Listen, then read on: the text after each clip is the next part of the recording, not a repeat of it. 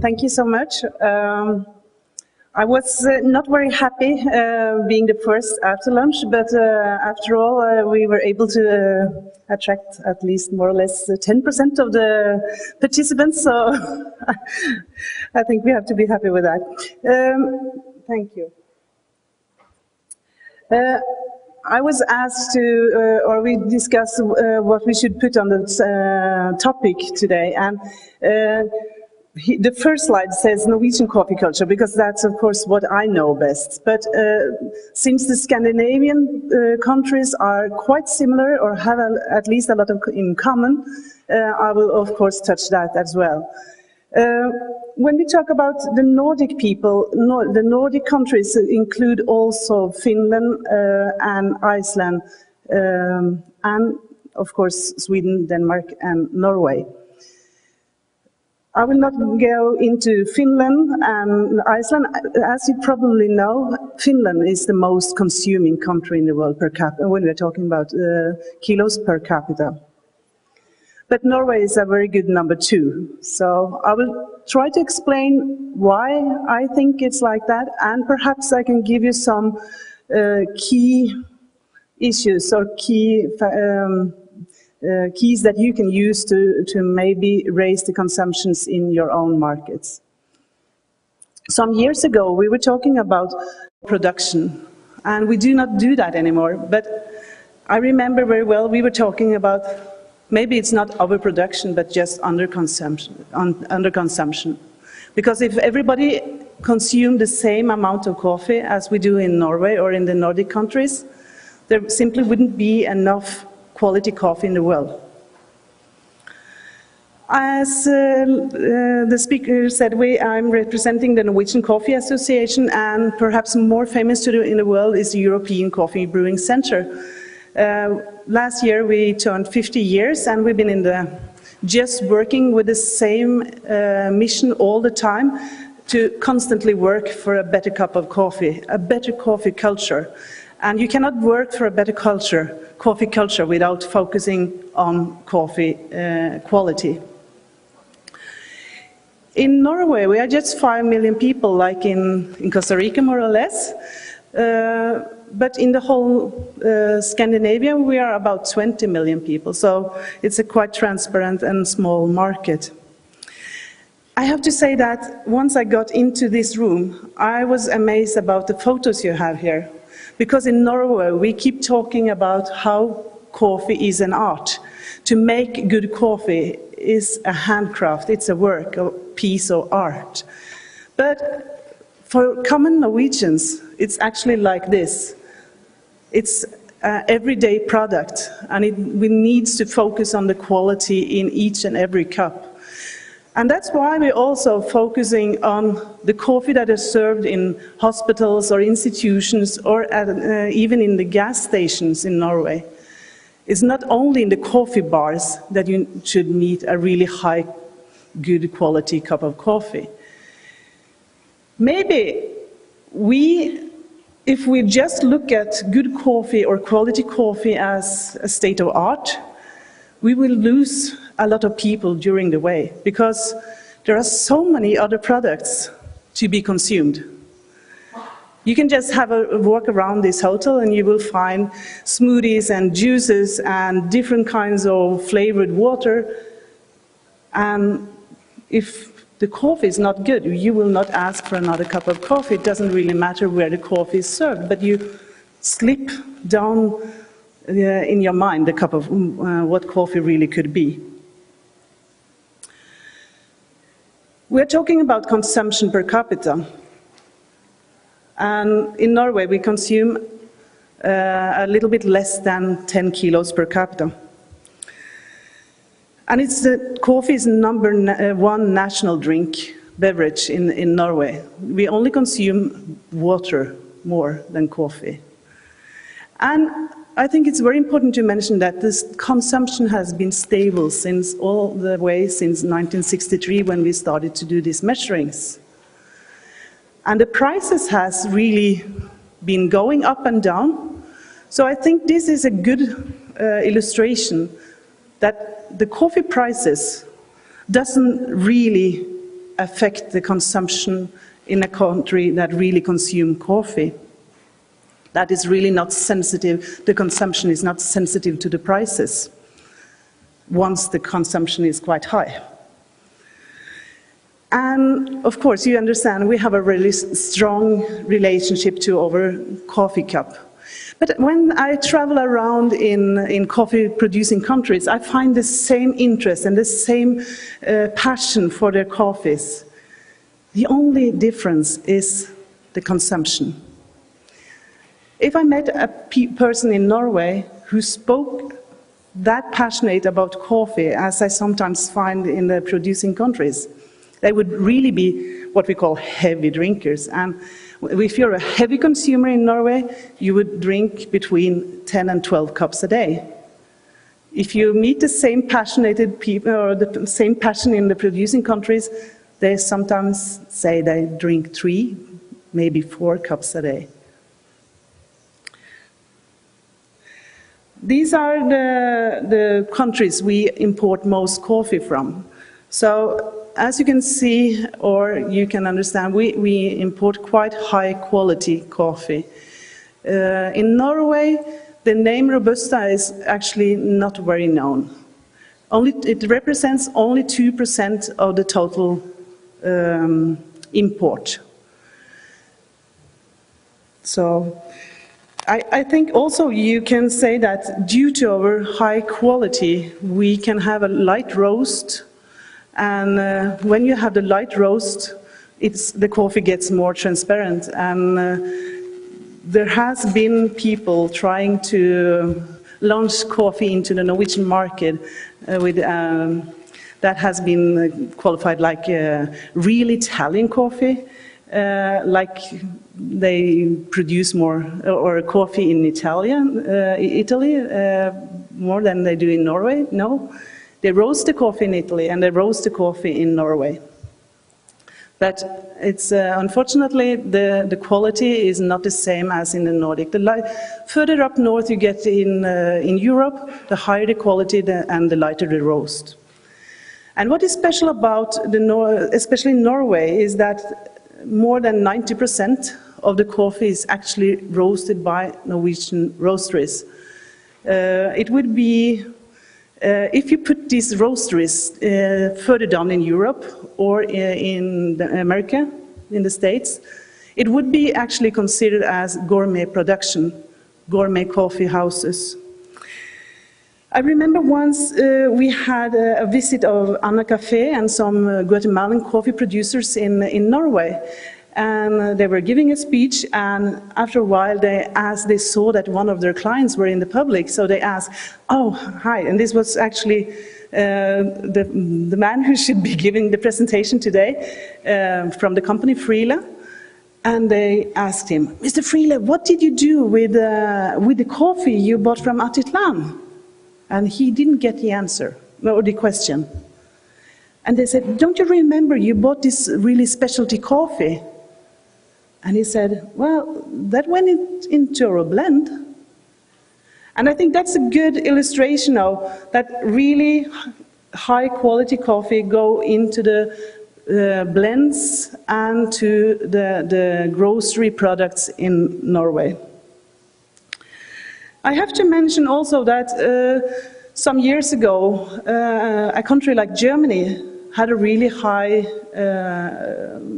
consumption per capita.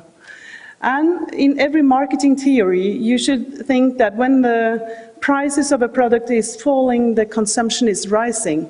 But what happened at the same time? The prices were falling because they were putting more Robusta into the product. So I'm not saying that all Robusta is a bad quality, because it's really not. But unfortunately, Robusta is used by many producers to lower the price of the product. But you cannot lower the price without also lowering the quality. So this is, we are very aware about this in Norway, and the rest of the Scandinavia, so we try to avoid getting into that situation.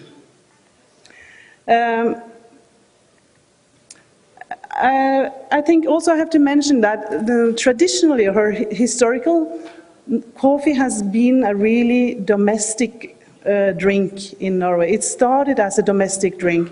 We do not consume, for every coffee taken in a coffee bar, we take 20 cups in another place. So it is the coffee that people are producing or at home that has to be a really high standard, first of all.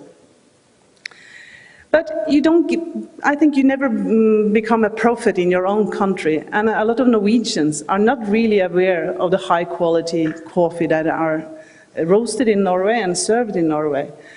So there was actually quite a huge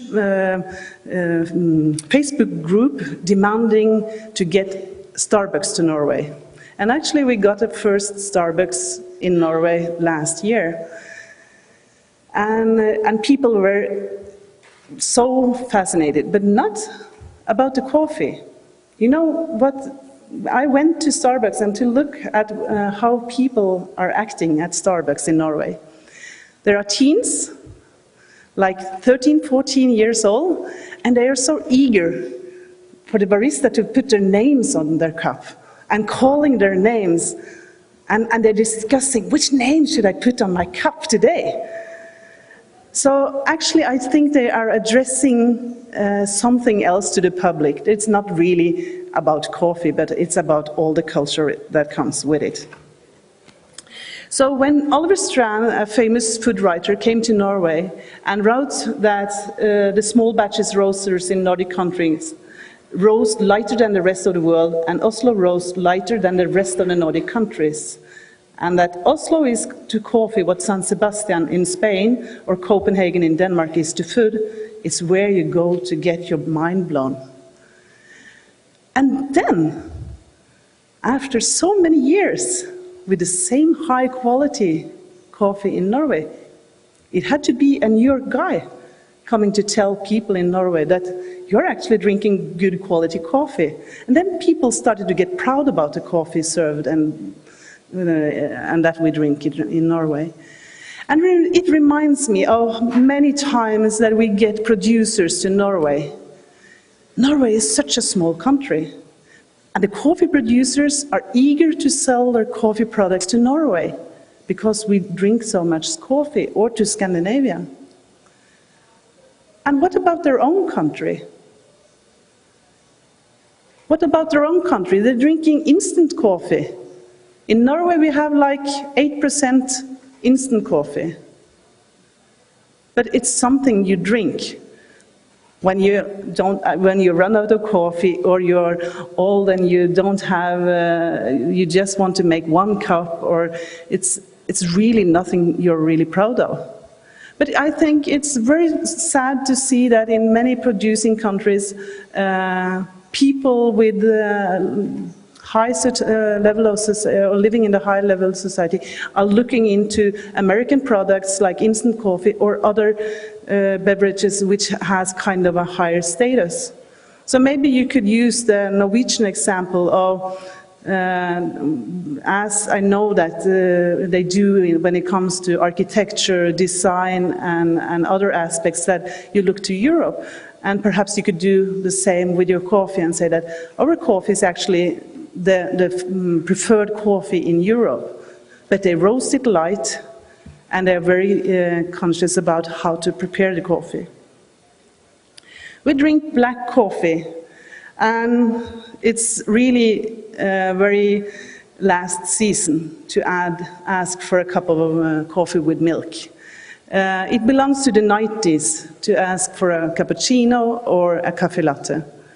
Of course, in the coffee bars you will still find women, especially when they're in leave of absence, you call it, when they are just given birth, and they go around with their small child, then they drink the cafe latte or a cappuccino.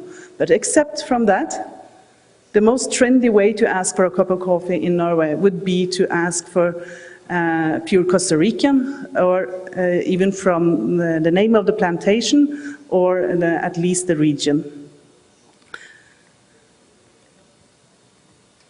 So as I write, it's like coffee is like becoming the new wine.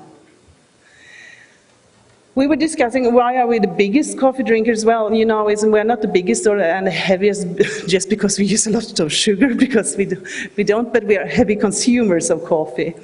And as I said, it might be because we have high quality on the green beans, which makes us able to light it roast and to focus on perfect brewing.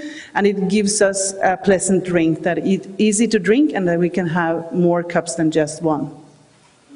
But every time I meet foreign people, they ask me, isn't it very cold up there? You have a harsh climate. And so you might be right. Maybe it's several reasons for drinking coffee in Norway. There's no sound?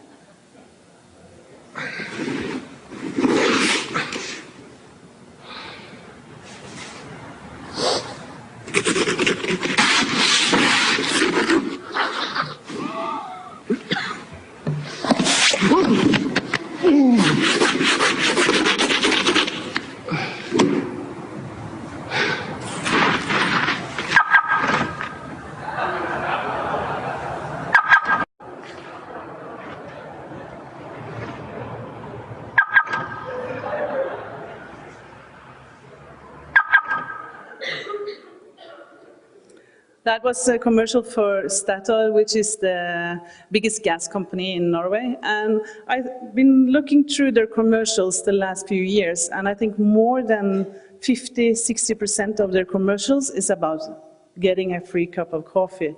You buy a kind of an abonnement. You buy one price for the rest of the year, and you buy the cup, and you can go into every gas station to get the coffee. Now people have been starting to complain about the coffee, and I know they switched to Swedish brands, so maybe that is the reason.